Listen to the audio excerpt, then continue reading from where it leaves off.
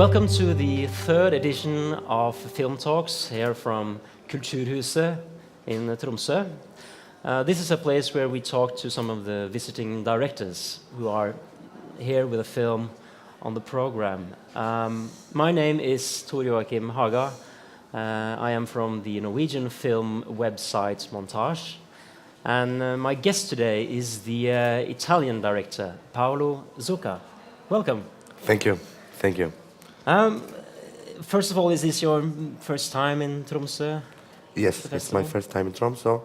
I have to say I'm a bit disappointed.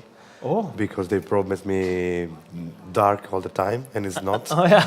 And they promised me the coldest place in the world, and it's not. Okay. So, so it's...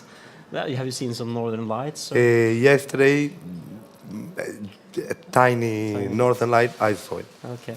I can say I did it. Yeah.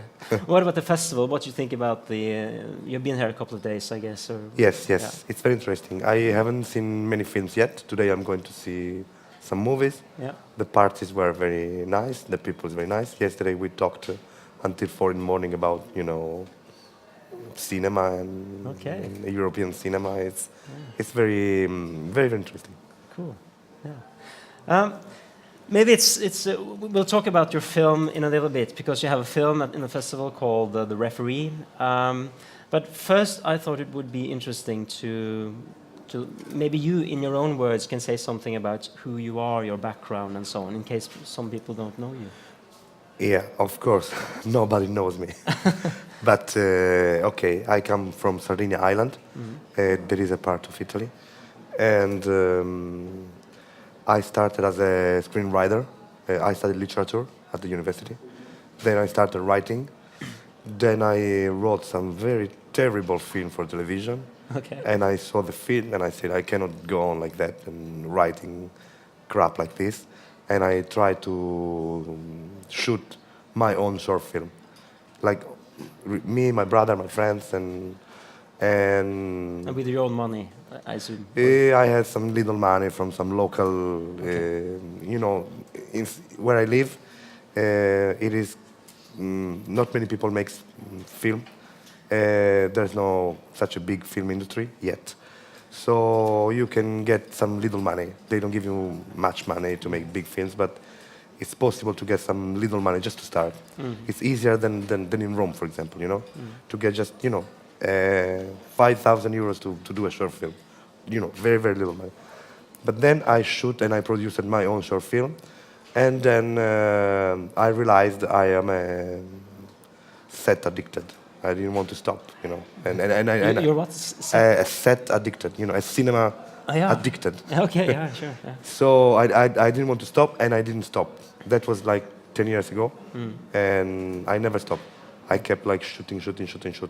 Many short movies, I guess. Short movies, documentaries, little commercials, supermarket commercials, very little, brands commercials, and then I shoot some short films.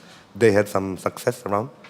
Then I shot the short film The Referee in 2009. I had many prizes around the world. We won Clermont-Ferrand and, some big festivals. And then I found a producer to make the feature film from the short film. So my background is like very handmade cinema. Yeah. Yeah. So there was a producer who discovered this short film, The Referee, and decided this should be a feature film. He saw my film. Yeah. I showed the film to his wife. She loved the film, and she said, let's work to a project that I have. She's a screenwriter. Then we started working about that. The project didn't go anywhere because it was a very blasphemous project. And, in Italy it's not easy to deal with religion. Of course. Because you don't get to find the money from the national television or from the government. If you deal with religion, it's a big problem. So we said, let's give up. And I proposed, why don't we do a film from the short film? And I said, okay, fine. And we started writing and thinking and, producing it. Yeah. It's a very interesting film, The Referee. It's a sort of a Well, maybe instead of me saying what I feel the film is, maybe you in your own words can describe the film. I would say the film is a mixture of all cinema genres that I like. Okay. It's not a film with a single mood. No. Like some, let's say, Truffaut film, you know? Yeah. Same light, same mood from the beginning to the end. Yeah. Or, I don't know, many great directors have their own, you know, mood for the whole film. But I wanted to change mood in a somehow brutal way, you know, without being too smooth, changing from comedy to drama, from musical to western. So it's like a melting pot of different genres, and I try to deal with somehow high tones and somehow low tones, you know. Low tones, tunes. Like I try to synchronize on a low. Tone, yeah, tones, yeah, tone. yeah. Like there's some grotesque. Yeah. That's what I mean. Low, you know. Some grotesque, some farcesque, and also the bodies of many of my characters are very stick to the ground, and then I try to fly high sometimes, maybe with the ralenti, with the black and white, with the eye very precise about the composition of photography. Yeah, we'll get into some. So of this is like what I would say, like to deal with the high and the low possibilities of art. Yeah. So is it your celebration, sort of cinema and your favorite directors in a way? Yes, I made many homage to Fellini, Sergio Leone, and Michelangelo Antonioni, all my favorite directors. And also I quoted some Shakespeare in the film. Some Shakespeare, yeah, that's true. Yeah. I don't know if you mentioned it, but sort of the main story. Well, there is actually two or three main stories. Four. Okay, yeah. Four. Yeah. It is, of course, the story of the referee who wants to get to the Champions League final. He wants to get to the top. To the top of his game, and then you have this sort of the village teams that are competing against each other. Yeah. That's the second story, and then you have the third story, which is somewhat internal to one of the teams. Yeah, it's about ancient culture and revenge. Agriculture and revenge, right? It's a Western story. Yeah. It's a typical Western story about revenge. Exactly. And then I have the fourth story is a love story. Kind of a bizarre love story, but we have a love story. But and still, all of this is sort of within the. It's not a traditional sports film. It's not a football film in a way, but it uses that sort of genre as its sort of way in to all these other genres. That's my interpretation, anyway. Yeah. A story about the underdogs and the, you know. Yeah, because you know, soccer is like I don't think soccer is the theme of the film. In this way, it's not a soccer film. Soccer is like the frame, where within all happens. I think the main theme of the film is morality somehow.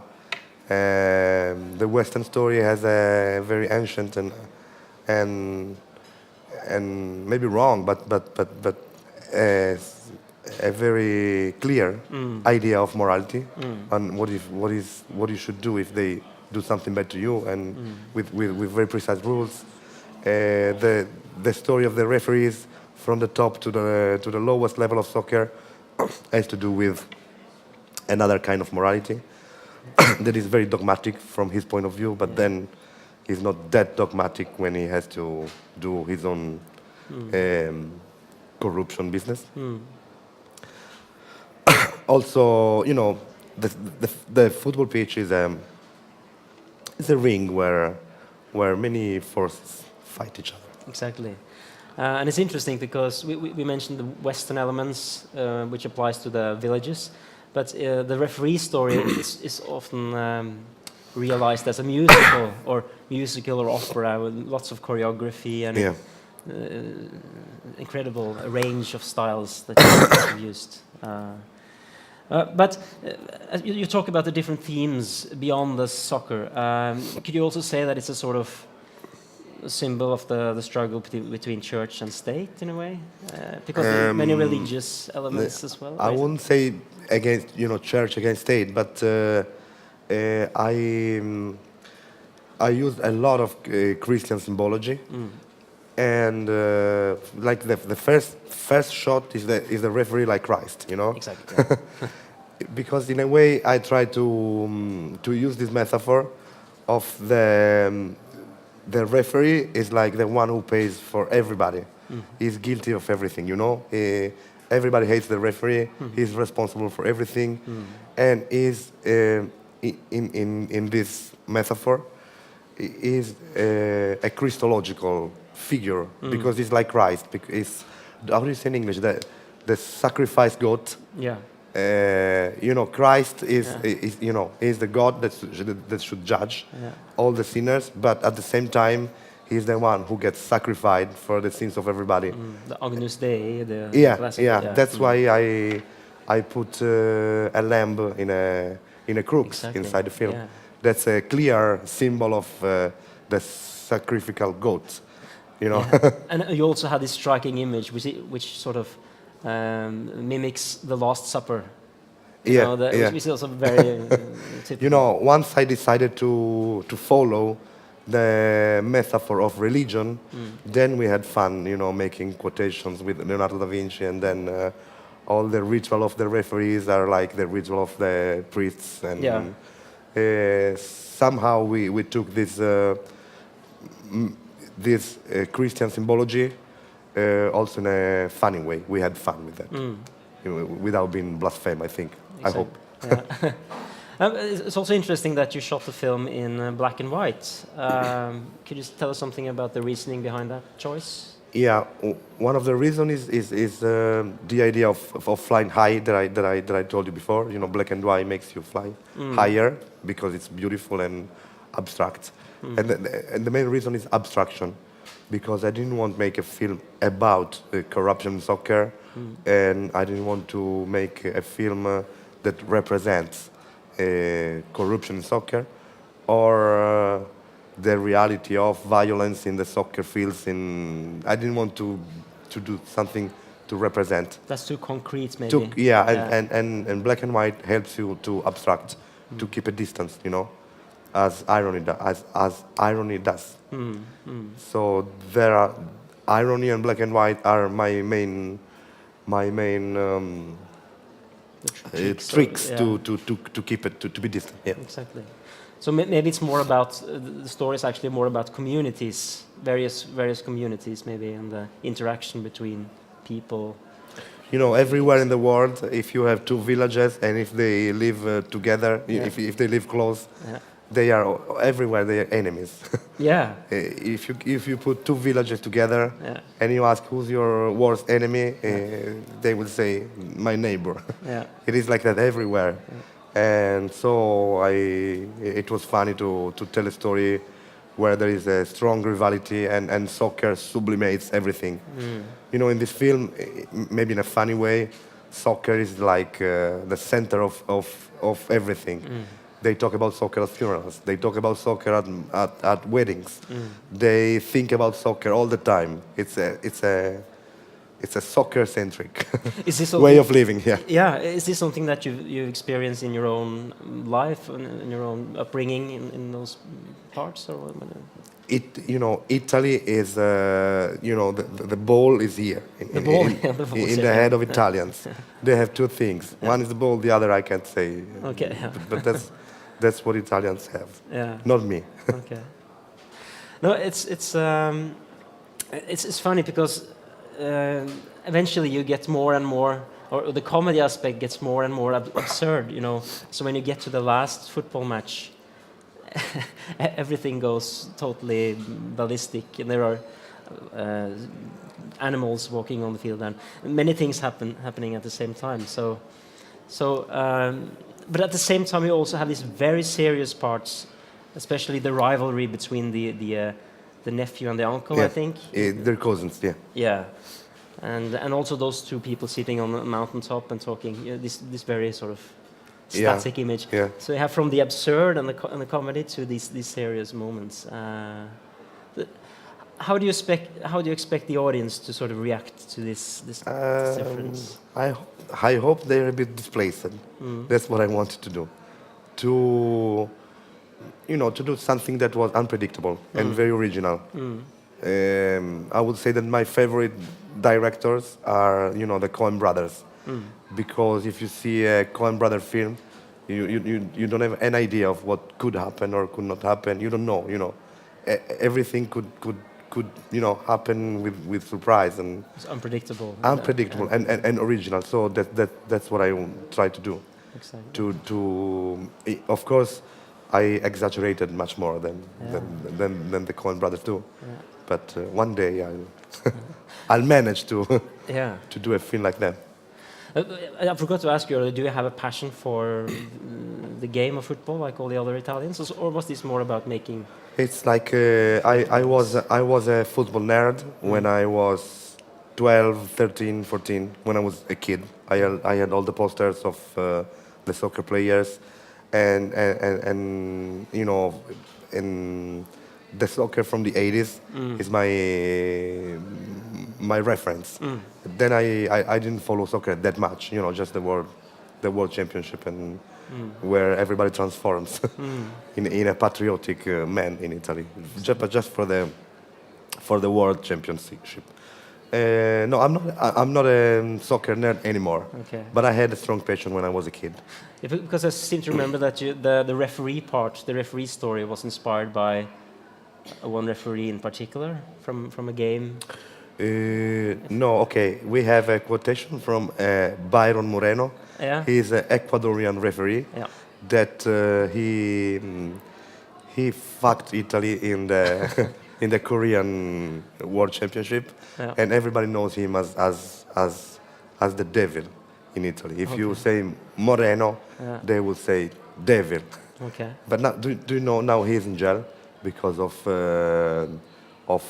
dealing heroin, international dealing of heroin. I mean, he was really not a honest guy.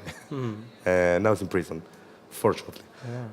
So I mean, that's the referee with the mustache, fat, in that first Sesk game. Yeah. He's Moreno, and it was very funny when I presented the film in South Korea. They remembered him. Okay. And they asked me, how do you feel now? Oh. Did you put Moreno in the film? Yeah. I said, I feel, lighter. Okay. So it's a cleansing process for you. Yes, yeah, okay. Yes. But then the story of the main referee is called Cruciani in the film. It's based on some real corruption affairs we had in Italy, and it was a very, very big deal. We had in Italy. I studied a lot. I listened a lot to the telephone. I don't know the word in English. When you talk at the phone and the police listen to you, Surveillance. Yeah. So because you can, they publish them on internet. So I listened to them to get used to the way they talk when they make some corruption business, and so it's inspired by real conversations. Okay. The dialogues about making career or selling themselves to for because my referee is not a corrupted referee for money. He accepts to get corrupted just for career, because that's what they did in Italy in that period. Yeah. If you wanted to have a career, people don't think about that, but referees are very ambitious persons because they want to get to the top, they want to go to Champions League, they want to have a career just like soccer players. And so the system was like that. If you wanted to have a career, you had to obey to some tricky business, some power. Yeah, exactly. So now you have your first feature film out. And it's about football, but it's not really about football. I would like to underline that women like the film a lot. Okay. And that means it's not a soccer film. Okay. That's the proof that it's not just a soccer film. So it's about many different things. Yeah. What are your plans now for the next? Do you have any plans for the next? Yeah, film? I have a script that I wrote before the referee, and it's similar somehow to the referee because it's a surrealistic comedy about a fisherman in Sardinia who becomes owner of the moon. Of the moon? Of the moon, yeah. Okay. And some American special agent has to go to Sardinia Island to solve the case. Wow. But in a comic way and in a Paolo Zucca style. Yeah. Classic. Okay, thank you so much for having a few words with us here. Thank you. Appreciate it. We'll be back tomorrow with a Norwegian director.